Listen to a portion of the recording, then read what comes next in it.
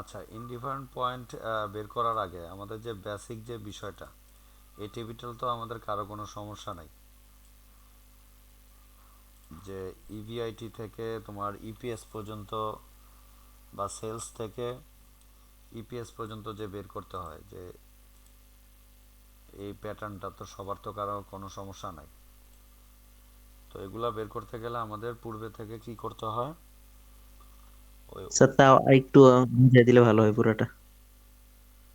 এগুলা বের করার জন্য আগে থেকে আমরা কি করি, এই যে ওয়ার্কিংগুলো আমরা আগে করে নিই। যেমন আমাদের কি করতে হয়, নাম্বার অফ শেয়ার বের করতে হয়, প্রেফারেন্স ডিভিডেন্ড বের করতে হয়, তারপর হচ্ছে কি ইপিএস। তো এই সংক্রান্ত ম্যাথ তুমি যে পিকচারটা দিছো ওই ম্যাথও করছে, সেটা দেখলেও হয়, সমস্যা না। তো ম্যাথ করতে গেলে আমরা শুরুতেই, যেমন তুমি এই 20 নাম্বার ম্যাথটা দিয়েছিলা তাই না, তো এটাই বুঝাই দিই তাহলে সবার ক্লিয়ার হয়ে যাবে। যেখানে ছবিটা ভালো মতো বোঝা যাচ্ছে না, আচ্ছা যাই হোক, West limited has the following capital structure. তাদের আগে থেকে কি আছে, ইকুইটি ক্যাপিটাল দেওয়া আছে এবং সেখানে সাধারণ শেয়ার ছিল 10 লক্ষ টাকার, 15% ডিবেঞ্চার ছিল, তো সেটার অ্যামাউন্ট হচ্ছে 5 লাখ টাকা। তো 15% বলাতে 15%-এর যে সুদ আসবে সেটা হচ্ছে ওল্ড ইন্টারেস্ট। এখন বলছে the company wishes to rise, হচ্ছে টাকা হচ্ছে 6 লক্ষ টাকা ফর এক্সপেনশন প্রোগ্রাম। তো কোম্পানি চাইতেছে তাদের প্রোগ্রামটা আরও বড় করার জন্য আরও 6 লক্ষ টাকা তারা বাড়াইতে চাইতেছে। The following alternatives are available. তো নিম্নলিখিত তারা অল্টারনেটিভগুলো তারা অ্যাপ্লাই করবে। যে প্রথমে চেষ্টা করবে যে 100% ইকুইটি, এই যেখানে 100 মানে 100%। এরপর হচ্ছে যদি 50% ডেপ্ট আমরা নেই, তাহলে 50% ডেপ্ট এবং 50% ইকুইটি আমরা নিব। এবং লাস্ট হচ্ছে 100% ডিভেঞ্চার যদি আমরা নিই। দ্য এক্সপেক্টেড ইভিআইটি ইজ হচ্ছে 20 লক্ষ টাকা অ্যান্ড ট্যাক্স রেট ইজ হচ্ছে 37%। আমাদের প্রথমে বলছে যে calculate EPS under the different options. তো ইপিএসগুলো আমরা বের করব। তো ইপিএস বের করতে গেলে ইভিআইটি থেকে আমরা ইএটি ফর অর্ডিনারি শেয়ার পর্যন্ত বের করব। এরপরে আরও কি বলছে, also show your preference on financial options. তো calculate the indifferent point between first and second option. তাহলে ফার্স্ট অ্যান্ড সেকেন্ড অপশন, তো ইনডিফারেন্ট পয়েন্ট চাইছে এবং প্রথমটা চাইছে ইপিএস। তো এই ম্যাথটা থেকে আমরা ইনডিফারেন্ট পয়েন্টের ম্যাথগুলা এবং বেসিক কনসেপ্ট সবই বুঝতে পারবো। তো প্রথমে আমরা এখানেও এই ব্যতিক্রমের ম্যাথ প্রেজেন্টেশন ঠিক আছে, কারণ আমি, তা এখানে আমরা কি করি, ওল্ড প্লাস নিউ আইটেমগুলো আমরা বের করি। প্রথমে আমরা কি করব, number of common stock share. তা আমরা যে অল্টারনেটিভগুলো অ্যাপ্লাই করব, তো ওল্ড শেয়ার প্লাস নিউ শেয়ারই করব। তো ওল্ড শেয়ার হচ্ছে এই যে 10 লক্ষকে আমরা যদি 100 টাকা দ্বারা ভাগ করি, তাহলে আমাদের ওল্ড শেয়ারের সংখ্যা হবে কত, 10,000। এবং নিউ শেয়ারের ক্ষেত্রেও আমাদের সেম, নিউ শেয়ার হচ্ছে নিউ ইনভেস্টমেন্টের ওপর হবে। তো নিউ ইনভেস্টমেন্ট বলতে নিউ যে ফান্ড যেটা লাগবে, তো সেই 6 লক্ষ টাকার প্রথম অল্টারনেটিভে তো আমাদের 100% আমরা ইকুইটি নিব। তো যার কারণে 6 লক্ষকে 100 দ্বারা ভাগ করে 6,000 হচ্ছে আমাদের নিউ শেয়ার। তো ওল্ড শেয়ার নিউ শেয়ার হচ্ছে 16,000 শেয়ার। এরপর অল্টারনেটিভ টু যদি আমরা করি, অল্টারনেটিভ টুতেও সেম, ওল্ড প্লাস নিউ। তো এখানে এত লেখা লাগে না, ডিরেক্টলি আমরা 10,000 করে সংক্ষেপে লিখে ফেলতে পারি। এখন স্যার নিউ, অল্টারনেটিভ টু কেন করবো? হ্যাঁ হ্যাঁ, বুঝি নেই। অল্টারনেটিভ টু এর কাজটা কেন করব? প্রত্যেকটাই, কারণ অল্টারনেটিভ টুতে তো তোমার এই যে 50% ইকুইটি নিচ্ছে না, 50% ও ঋণ আচ্ছা। নিলে বাকি 50% কি নিছে ওরা, ইকুইটি। এজন্য 6 লক্ষ টাকার 50% করলে হয় 3 লাখ। সেই 3 লক্ষকে যদি তুমি 100 দ্বারা ভাগ করো, তাহলে নতুন শেয়ারের সংখ্যা হবে কত, 3,000। আর ওল্ড শেয়ার হচ্ছে 10,000। তাহলে অল্টারনেটিভ টু এর জন্য নাম্বার অফ শেয়ার টোটাল হবে কত, 13,000। তো এভাবে আমরা কমন স্টক শেয়ারের গুলা বের করব। লাস্টেরটা আবার আমরা 100% ডিভেঞ্চার নিব, মানে ঋণ নিব। তার মানে কি, অল্টারনেটিভ থ্রিতে আমাদের শেয়ারের সংখ্যা হবে কত, 10,000। ছবিটা একটু সোজা করে তুলতা। আচ্ছা, ওই যে দেখা যাচ্ছে যে 10,000 অল্টারনেটিভ 3 এর জন্য,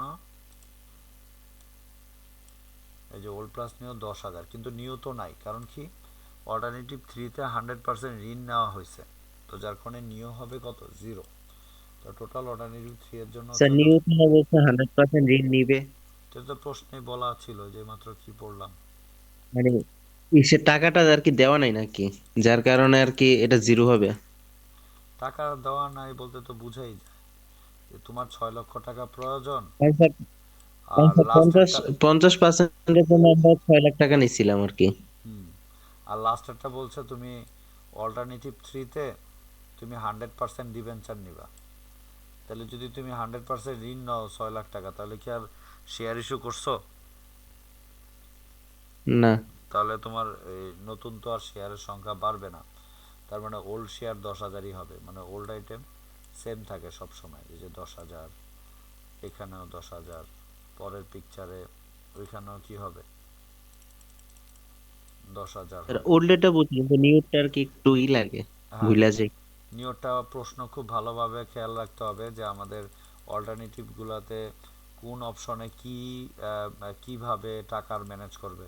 তো এখানে যে স্পষ্ট করে বলে দিচ্ছে, প্রথম অল্টারনেটিভে 100% ইকুইটি, সেকেন্ড অল্টারনেটিভে 50% ডেপ 50% ইকুইটি, থার্ড অল্টারনেটিভে 100% ডিবেঞ্চার মানে ঋণ।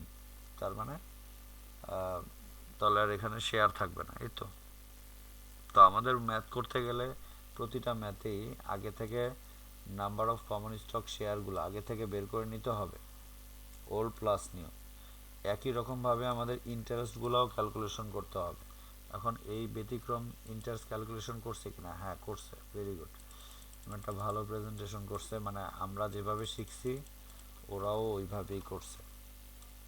তো দেখো আমাদের অল্টারনেটিভ ক্যালকুলেশন অফ ওয়ার্কিং 2 নম্বরে আমরা ইন্টারেস্ট অন ডিবেঞ্চার আমরা বের করব। তো ইন্টারেস্ট অন ডিবেঞ্চারের ক্ষেত্রে আমাদের ওল্ড প্লাস নিউ, এখানেও সেম ওল্ড প্লাস নিউ বের করব। এখন ওল্ডের মানে আগে তো আমাদের কি ছিল, আগে থেকে 5 লাখ টাকার ঋণ ছিল, যেখানে সুদ দিতে হবে কত, 15%। 15%। 15%, এই যেখানে 5%, তার মানে এটার সুদ হচ্ছে ওল্ড সুদ। আর অল্টারনেটিভগুলো থেকে যে সুদগুলো আসবে সেগুলো হচ্ছে কি নিউ ইন্টারেস্ট বা নিউ নিউ সুদ। তো আমরা এবার দেখি যে ওল্ড সুদের সাথে আমরা নিউ সুদগুলা ওল্ড প্লাস নিউ আমরা এখানেও ক্যালকুলেশন করব। তো এই যে old plus new alternative 1, old তো ছিল 75,000, এই যে কিভাবে 5 লাখের 15% করলে 75,000 হয়, কিন্তু ফার্স্ট অল্টারনেটিভে আমরা কোনো ঋণ নেই, যার কারণে ঋণ না নেওয়ার কারণে নিউ ইন্টারেস্ট কি হবে, 0। তাহলে 75 আর 0 যোগ করলে 75,000। একই রকমভাবে অল্টারনেটিভ 2-তে ওল্ডের সুদ তো আমরা বের করছি 75, এখন নিউ হবে কি, অল্টারনেটিভ 2-তে আমাদের মনে আছে যে আমরা 50% শেয়ার ইস্যু করব, আর বাকি 50% কি নিব, ঋণ নিব। তাহলে বাকি 50%, 6 লাখের 50% করলে হয় কত, 3 লাখ। সেই 3 লাখে যদি আমরা 15% সুদ অ্যাপ্লাই করি 45,000 টাকা সুদ হয়। তাহলে 45 আর 75 যোগ করলে মোট স্যার অল্টারনেটিভ এই টু, 15% কিন্তু উপরে যে দেওয়া আছে, ওই যে 6 লাখ ইয়ার ওইটা, হ্যাঁ হ্যাঁ, অথবা অনেক সময় বলা 5 লাখ থাকে, টাকা ও 15% যে ওইটা নি 6 লাখ। হ্যাঁ বলে থাকে, আর যদি বলা না থাকে ওইটাই ধরা হয়। যেমন এখানে বলে নাই, কিন্তু ধরে নিবা যে উপরের ওল্ড সুতের পার্সেন্টেজই ধরা হয়েছে। আর অনেক সময় পার্সেন্টেজও চেঞ্জ থাকতে পারে, ধরো এখানে 15% দিছে, বাট নতুন যে তুমি ডেপ্ট ডেপ্ট ইস্যু করবা, তো সেটার পাশে বলে দিবে যে 10% হইতে পারে বা 15% আবার হইতে পারে। যেহেতু এখানে বলে নাই, ধরে নিব যে এখানে ঋণের সুদ হবে কত পার্সেন্ট, 15%। মনে থাকবে। স্যার এখানে না বলা ছিল 50% ডিবেঞ্চার আর 50% ইকুইটি। এটা হচ্ছে ওই পরিমাণ, যে, এটা হচ্ছে পরিমাণ হচ্ছে 50-50, কিন্তু সুদের হার কি বলে দিছে, সুদের হার, এটা হচ্ছে পরিমাণ। না স্যার। তো সুদের হার যদি বলা না থাকে পূর্বেরটা ধরবা, এই যে পূর্বে 15%। আর সুদের হার যদি বলা থাকে যে না তুমি 3 লাখ টাকা ঋণ নিছো নতুন করে, সেখানে সুদের হার 10%, 12%, তখন কিন্তু এই 15% নিতে পারবা না। তখন ওই 15% নিয়ে 10%, 12% নিয়ে কাজ করবে। আমি কি বুঝাতে পারছি? জি স্যার। তো যার কারণে দেখো যে পরের পিকচারে অল্টারনেটিভ টুতে নিউ ইন্টারেস্টের রেটটা কিন্তু ওরা 15%ই ধরছে। এই যে 3 লাখের 15% কত হবে? 45,000।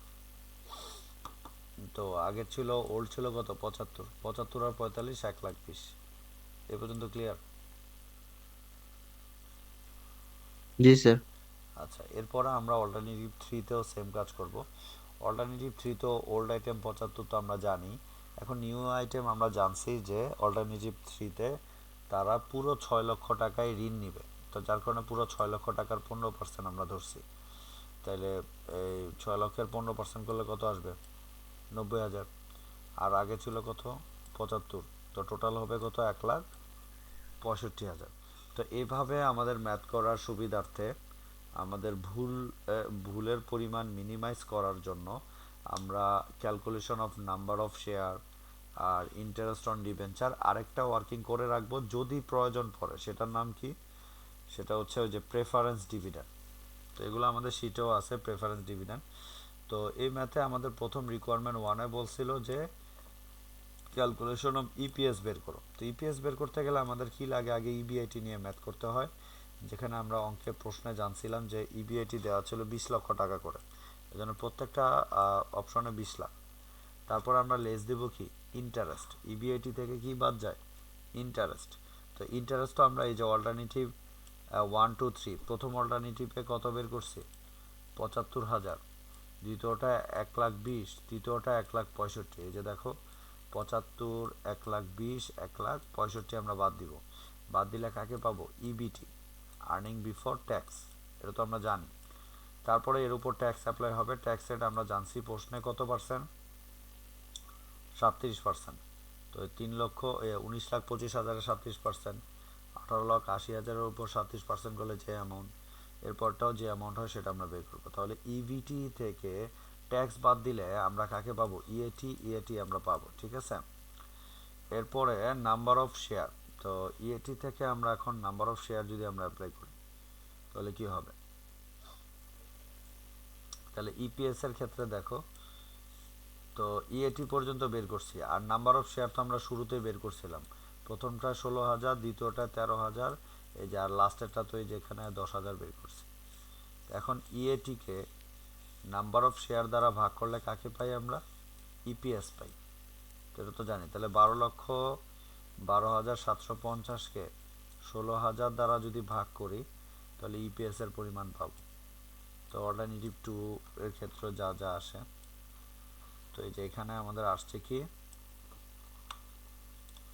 প্রথম অল্টারনেটিভের আসছে 75.80, দ্বিতীয়টার 91.11, তৃতীয়টার 115। এখন যেটার অল্টারনেটিভ বেশি আমরা সেটাকেই তো চুজ করি, তাই না? তো comment, the company should be selected alternative three because its EPS is higher than that other alternative. তো এটার ইপিএসটা অন্যান্য অল্টারনেটিভ থেকে কি বেশি? কারণ 115 টাকা। তো এগুলো তো আমরা মোটামুটি জানি, সবার মনে আছে না? জি স্যার। আচ্ছা, এখন আমাদের প্রশ্ন বলছে যে ইনডিফারেন্ট পয়েন্ট বা ব্রেক ইভেন পয়েন্ট একই কথা। তো ক্যাপিটাল স্ট্রাকচারে ব্রেক ইভেন পয়েন্ট বা ইনডিফারেন্ট পয়েন্ট যদি আমাদের কাছে চায় তখন কিছু সতর্কতা অবলম্বন করতে হবে। তো এক্ষেত্রে খেয়াল রাখতে হবে যে আমাদের অঙ্কে কোনো প্রকার প্রেফারেন্স ডিভিডেন্ড আছে কিনা। যেমন আমাদের উক্ত অঙ্কে কোনো প্রেফারেন্স ডিভিডেন্ড ছিল না। তো যার কারণে এখানে ওরা একটা মাইনাস চিহ্ন টাইপিং করতে ভুলে গেছে, এখানে একটা মাইনাস চিহ্ন হবে, হ্যাঁ। তো ওরা কি করছে? এই ইনডিফারেন্ট পয়েন্টের বড় সূত্রটা এখানে দিছে। আমি মনে করি এটা একটা ভালো দিক। তো বড় সূত্রটা মনে রাখলে বাকি সবগুলোই আমরা মনে রাখতে পারবো। যেমন আমাদের শীটে প্রেফারেন্স ডিভিডেন্ড বাদে, মানে এই অংশটুকু যে মাইনাস প্রেফারেন্স ডিভিডেন্ড যেটা, এটা কিছু কিছু অঙ্কে ছিল না। কারণ ছিল না এই কারণে যে আমাদের বলছে যে অল্টারনেটিভ 1 and 2, 1 এবং 2, এই দুইটার মধ্যে ইনডিফারেন্ট পয়েন্ট দেখাও। তো ইনডিফারেন্ট পয়েন্টের বের করতে গেলে আমাদের লাগে কি? এই বড় এই সূত্রটা যে EBIT minus interest 1 minus tax rate minus preference dividend. এখন যে অঙ্কে প্রেফারেন্স ডিভিডেন্ড নাই সে অঙ্কে তো আমাদের এই প্রেফারেন্স ডিভিডেন্ড আনার প্রয়োজন নাই, তাই না? তো যার কারণে আমরা শিটে আনি নাই। এখন আনসে এটা সমস্যা না, যেহেতু নাই তাহলে আমরা এগুলার মান কি দিব, জিরো। এতটুকু ক্লিয়ার কিনা সবাই? জি স্যার। আচ্ছা, তো আর সূত্র সকলের ক্ষেত্রে সেম। ইনডিফারেন্ট পয়েন্টের দুইটা পক্ষ থাকবে। এই যে দেখো, সমান সমানের আগে একটা পক্ষ, সমান সমানের পরে একটা পক্ষ। তো যার কারণে দুইটা পক্ষের ক্ষেত্রেই আমরা সেম সূত্রই অ্যাপ্লাই করতে পারি। জাস্ট খেয়াল রাখবো যে অল্টারনেটিভ ওয়ানের কারণে দেখো এন ওয়ান দিছে, এবং অল্টারনেটিভ টু এর কারণে এন টু, অল্টারনেটিভ টু এর কারণে দেখো আই টু দিছে, মানে ইন্টারেস্টের পরিমাণ টু। এতটুকু ক্লিয়ার? এখন যদি অল্টারনেটিভ থ্রি বলতো তাহলে আমরা কি দিতাম? ধরো প্রথমটা আর এটা ঘর বাড়ি দিতে। হ্যাঁ, আরেকটা ঘর বাড়াবা না। এখন আর ইনডিফারেন্ট পয়েন্ট মূলত দুইটা পক্ষের সাথে হয়, তিনটার পক্ষেরটা একসাথে হয় না। এখন যদি বলে ওয়ান অ্যান্ড থ্রি, তাহলে আই টু এর জায়গায় কি দিতাম, আই থ্রি অ্যান্ড থ্রি দিতাম, তাই না? তো এইভাবে আমরা ইনডিফারেন্ট পয়েন্টগুলো অ্যাপ্লাই করব। খেয়াল রাখবো যে আমাদেরকে বলছে যে কি, যে তুমি ইনডিফারেন্ট পয়েন্ট করো, বের করো অল্টারনেটিভ কত কত। যেমন আমাদের এই অঙ্কে বলছে যে তুমি অল্টারনেটিভ এক এবং অল্টারনেটিভ দুই, এই দুইটার মধ্যে ইনডিফারেন্ট পয়েন্ট বের করো। তো যার কারণে আমরা এই দুইটার কারণে প্রথমটা দিছি এন ওয়ান আই ওয়ান, আর এরপরটা আই টু এন থ্রি। তো এবার আমরা লক্ষ্য রাখবো যে আই ওয়ানে অলরেডি যে এখানে ইন্টারেস্টের পরিমাণ ৭৫,০০০ বের করছি। তো আমরা এই যে ঠিকমতো মানগুলা বসাই দিব। এন ওয়ানের মান এই যে এখানে আমরা ১৬,০০০ বের করছি, তো আমরা এখানে ১৬,০০০ দিয়ে দিব। ঠিক সেম আই টু এর ক্ষেত্রে এখানে ১,২০,০০০ বের করছি, সেটা বসাবো, এবং শেয়ারের সংখ্যা ছিল কত, ১৩,০০০, সেখানে ১৩,০০০ বসাবো। বাকি কাজ ট্যাক্স সব সেম। এরপরে আমরা বীজগণিতিকভাবে ডান বাম করে আর আর গুণ করে তারপরে কি বের করি, ইনডিফারেন্ট পয়েন্টের ইবিআইটিটা বের করি। এই যে এই ইবিআইটি, তার মানে আমাদের বোঝা যাচ্ছে যদি আমাদের ইবিআইটির পরিমাণ এই ইনডিফারেন্ট পয়েন্ট অ্যাপ্লাই করার পর যেটা পাবো, এই ৩,১৫,০০০ যদি আমাদের আর্নিং বিফোর ইন্টারেস্ট ট্যাক্স হয়, তাহলে আমাদের আয় ব্যয় কি হবে, সমান হবে, বা ইপিএস এর পরিমাণ কি হবে, সমান হবে। তার মানে এটার জন্য আমাদের শিটে কিছু ম্যাথ ছিল কি চেক করতে। এখন এই অঙ্কে কি চেক, সরি এটা কোথায় চলে গেলাম। তো এই অঙ্কে আমরা কোথায় মানে এই অঙ্কে আমাদের চেকিংটা চায় দেখায় নাই। আমরা চাইলে চেক করে দেখতে পারি যে আমাদের ইপিএস সেম আসে কিনা। তো চেক তো আর এখানে যেহেতু দেখায় নাই, তোমরা চেক করে দেখো যে পুনরায় আবার ইবিআইটি থেকে আমরা সেম এই যে ইন্টারেস্ট যদি বাদ দিই ৩,১৫,০০০, এখানে যেমন ২০ লক্ষ ধরছে। স্যার আপনি একটু সাইড দিয়ে দেখিয়ে দেন। হ্যাঁ হ্যাঁ, আপনি একটু সাইড দিয়ে দেখিয়ে দেন। সাইড দিয়া দেখায় নিয়ে ম্যাথ আমি একটা দেখাই দিই, সেটাই ভালো। যেমন এই যে আমাদের শীটের ম্যাথগুলোতে অ্যান্সার তো তোমাদের গ্রুপে দেওয়া ছিল, করছো। এই যে দেখো চেকের ম্যাথগুলো,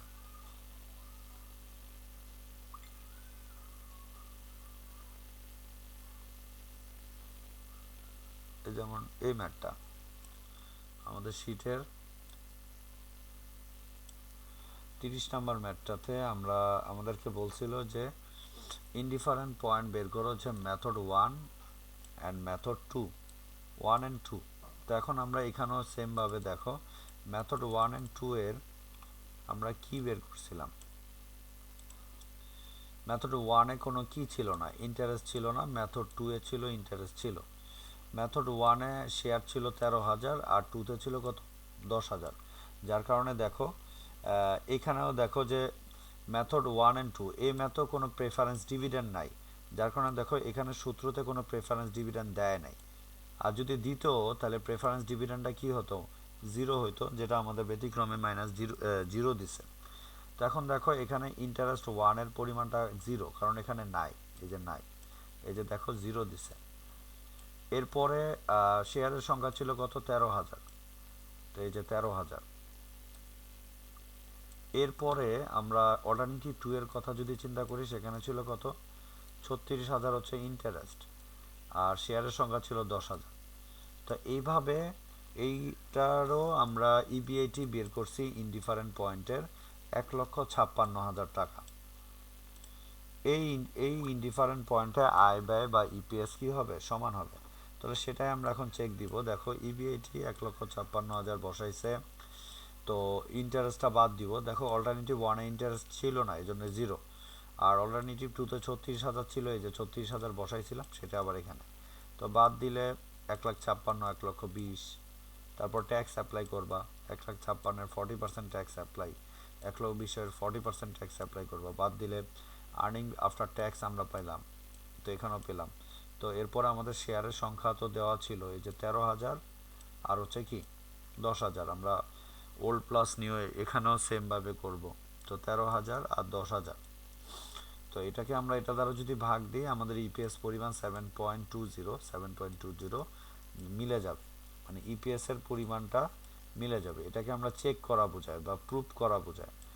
তো মোটামুটি শীটের ম্যাথগুলোতে অল ওভার ক্যাপিটাল স্ট্রাকচার ভালোভাবে দেওয়া আছে।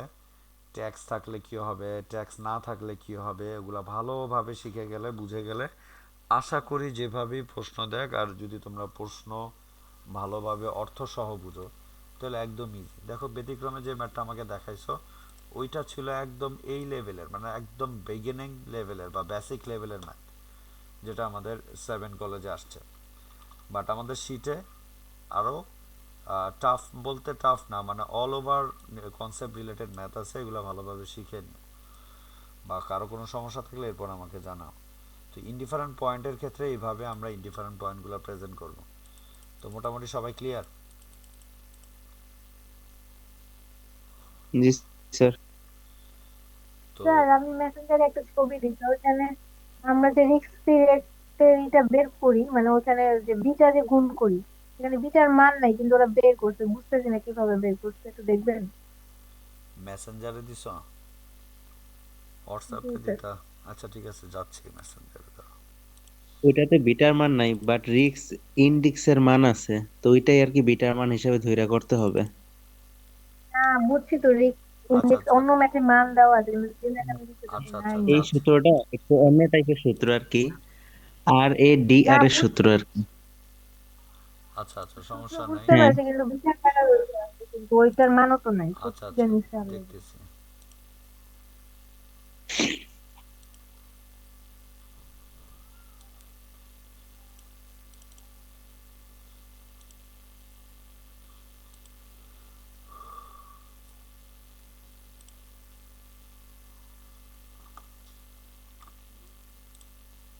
Requirement D sir.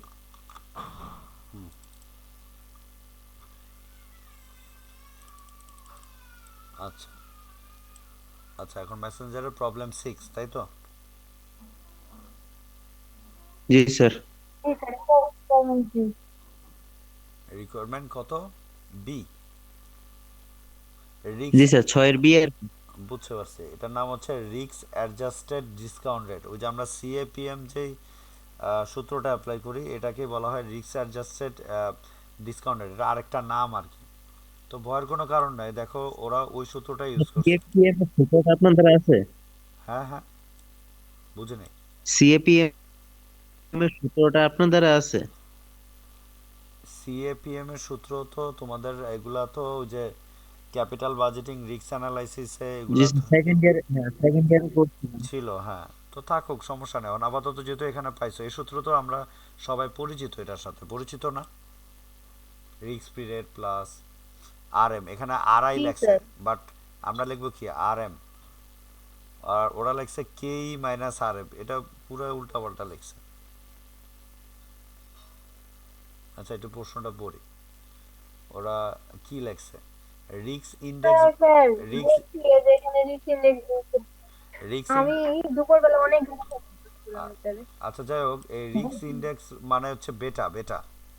রিক্স ইন্ডেক্সের নাম আরেকটা কি লেখা যায়? বেটার মান। বেটাকে হ্যাঁ, ঝুঁকি হিসাবে ধরা হয়। ওরা কি করছে, আরই লেখছে, আমরা কি লিখবো? বেটা। আর বেটাটা আমরা পরে জি লিখি। লিখলাম। আমরা লাস্টে লিখি বেটা।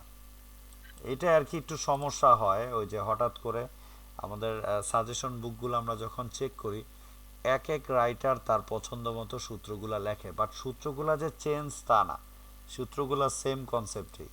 Risk free rate into R M, এই যে কেই মানে হচ্ছে R M, market price rate of return, আর ওরা লেখছে কেই, বাট এটা তোমরা বেসিক যে আমরা সূত্রটা জানি ওইটা দিয়ে। সূত্রটাকে আপনি একটু হ্যাঁ সাইডে হ্যাঁ লিখে দেন। হ্যাঁ। তো এখানে সূত্রটাকে আপনি একটু সাইডে লিখে দেন। এই যে রিস্ক ফ্রি রেট আমরা তো জানি, রিস্ক ফ্রি রেট প্লাস কি লিখি, প্লাস আর এম মাইনাস আর এফ ইন্টু হচ্ছে কি বিটা জে। এরা করছে কি, বিটাটা সামনে নিচে, আর এমটাকে লেখছে কেই, আর এফ তো লেখা আছে, এটা ঠিক আছে। এই আর কি, এটা দিয়ে আর কি তোমাদের একটু কনফিউজ করে। তো এগুলা নিয়ে তোমরা একটু বেশি বেশি সময় দাও, তাহলে কি হয়, সাহস বাড়বে, কনফিডেন্ট বাড়বে। আর সবসময় ক্রস ম্যাচ দিবা, যে এই সূত্রটা ইউজ করলো, আমরা তো এটা শিখছি, এই যে যেমন এটা আমাকে কোশ্চেন করছো, তো এগুলো নিয়েও সংশয় হওয়ার কোনো কারণ নাই। ফিনান্সের প্রত্যেকটা স্যার সূত্র। এখানে আরএম এর মানটা কি কে এর মানটা নাকি কে এর মান। কস্ট অফ ক্যাপিটালের মানটা নাকি? হ্যাঁ হ্যাঁ হ্যাঁ, কে এর মান, কে এর মানটা 15%টা, এই যে এটা, এটাই হচ্ছে আর এম। স্যার এটা যে প্রেজেন্ট ভ্যালু ফ্যাক্টর দিয়ে বের করি সূত্রটা একটু বললে ভালো। প্রেজেন্ট ভ্যালুর সূত্রটা যে ডিসকাউন্ট ফ্যাক্টর, এই যে এটা, জি স্যার। এটার সূত্র তো ওই যে আমরা ছোটটা ইউজ করি ক্যাপিটাল বাজেটিং এর ক্ষেত্রে, 1/1 plus I to the power N, এই সূত্রটা আমরা ইউজ করি। আর ক্যাপিটাল বাজেটিং এর পার্ট 1 পার্ট 2 দুইটা চ্যাপ্টার ভালো করে দেখে যাবেন। আর আপনাদেরকে তোমাদেরকে আরেকটা সাজেস্ট করব, সেকেন্ড ইয়ারের রিস্ক অ্যান্ড রিটার্ন তোমরা সবাই করছো বা যারা ইমপ্রুভ দিছো তাদের জন্য plus point, risk and return চ্যাপ্টারটা একটু দেখা দিও, কারণ ক্যাপিটাল বাজেটিং রিস্ক অ্যানালাইসিসের যে পার্টটা, ওইটা সেকেন্ড ইয়ারের রিস্ক অ্যান্ড রিটার্নের সাথে অনেক কানেক্টেড। কোনো পাগল ছাগল অনেক সময় রিস্ক অ্যান্ড রিটার্নের ম্যাথ দিয়ে দিতে পারে, একটু স্যার এরা তো সেকেন্ড ইয়ারে দিছে আপনার পোর্টফোলিওর ম্যাথ দিয়ে রাখছে। এটাই মানে একটু risk and return, portfolio risk and return এগুলো একটু দেখে যেও, আশা করি বিপদ স্যার থেকে, এইগুলো হচ্ছে যে বুঝছো, মানে ওই যে এই কনসেপ্ট চ্যাপ্টারটা রাখবা আর কি তোমরা। কারণ কখন কোন জায়গা থেকে দেয়, চ্যাপ্টার দেয় ঠিক আছে, কিন্তু ওরা ওটা পালন করে না। তো প্র্যাকটিস করো, সমস্যা নাই, কারো কোনো সমস্যা থাকলে এভাবে ছবি তুলে আমাকে পার্সোনালিও পাঠায়ো। এরপর ইনশাল্লাহ আর নিজেদের প্রতি আস্থা রাখো, আশা করি ভালো পরীক্ষা দিতে পারবা। আর যদি ঝড় ঝাপটা আসে, এটা নিয়েও ঘাবড়ানোর দরকার নাই, ঝড়ঝাপটা আসতে পারে, সব সময় যে আসবে তা না, একটাতে আসছে আসুক, বাট সামনেরগুলো ঠান্ডা মাথায় রেখে প্রত্যেকটা ম্যাথ পুঙ্খানুপুঙ্খভাবে ভালোভাবে বুঝতে থাকো, যে অর্থ কি বলছে। বেসিক্যালি তোমাদের উইকনেস এক জায়গায় সবার, যে আমরা ম্যাথ বুঝি ঠিক আছে, বা আমি বুঝাচ্ছি তোমরা বুঝতে পারতেছো, কিন্তু তোমরা ইংলিশের ম্যাথগুলা ভালোভাবে একদম কড়ায় ঘন্টায় অর্থ কি বলতেছে এটা একটু ধরে ধরে বোঝার চেষ্টা করবে, তাহলে আশা করি ম্যাথ ঘুরাই দিলেও তোমরা ম্যাথ বের করে ফেলতে পারবা যে তোমাদের কাছে কি প্রশ্ন করছে। তো যাই হোক, তোমাদের প্রতি আমারও বিশ্বাস আছে, তোমরা একটু ভালোভাবে নিজেদের উপর কনফিডেন্টলি বিষয়গুলো ভালোভাবে বুঝো। আর এক একটা চ্যাপ্টার শেষ হওয়ার পর তোমরা কি করবা, ওই চ্যাপ্টারটা শেষ করে আরেকটা চ্যাপ্টারের সাথে সাথে যাবে না, তোমরা কি করবা, ওই চ্যাপ্টারটা শেষ করে সাথে সাথে যতগুলা সূত্র ওই চ্যাপ্টারে তোমরা শিখছো অতগুলা সূত্র না দেখে লেখা শুরু করে দিবা। না দেখে লিখলে কি হবে, তোমাদের মাথা একদম গেঁথে যাবে, এবং বোর্ড ফাইনাল পরীক্ষা মানে যেদিন তোমাদের পরীক্ষা, ওদিন পরীক্ষার হলে যাবার 2 ঘন্টা আগে সবগুলা চ্যাপ্টারের সূত্র আরেকবার না দেখে, সকালবেলা ভোরে উঠে সবগুলা চ্যাপ্টারের সূত্র না দেখে লেখা শুরু করবা, তাহলে দেখবা যে প্রত্যেকটা বিষয় তোমাদের মাথায় আটকা যাবে। আর আরেকটা বিষয় কাজ করবা, যে প্রত্যেকটা চ্যাপ্টার করার সময় যেই সাইডে তোমরা উইক আছো, ধরো তুমি একটা চ্যাপ্টার করতেছো, এই চ্যাপ্টারে যেমন সাগর ইনডিফারেন্ট পয়েন্টের বিষয়টা আমাকে রিপিট করতে বলছে আজকে, তো ও যেহেতু ইনডিফারেন্ট পয়েন্ট উইক, ও কি করবে, পরীক্ষার হলে যাওয়ার আগে ইনডিফারেন্ট পয়েন্টের বিষয়টা আবারও দেখে যাবে, বা আরেকজনের ধরো একটা জায়গায় সমস্যা আছে ডিভিডেন্ড পলিসি, সেই ডিভিডেন্ড পলিসি যেই জায়গায় তোমার মনে পড়বে সমস্যা, ওই সমস্যাটা তুমি আরো ভালো করে দেখে যাবে। তো এতে করে তোমার ভিতরের গতভাবে যে উইকনেসগুলো কেটে যাবে। আর কারণ ফিনান্সের ক্ষেত্রে যদি তুমি প্রশ্ন কমন পড়ে যায়, মাত্র 3-3.5 ঘন্টায় ফিনান্স অ্যান্সার দেওয়া যায়। আর যদি প্রশ্ন না কমন না পড়ে বা আমরা এই অ্যান্সার না মিলে, তো কিন্তু ডাবল জিরো আসে। তো এটার জন্য আমাদের সূত্রগুলা খুব ভালোভাবে বারবার বারবার আমরা না দেখে লিখব। তাহলে দেখবা সূত্রগুলো একদম পরীক্ষার হল পর্যন্ত চোখে ভাসবে।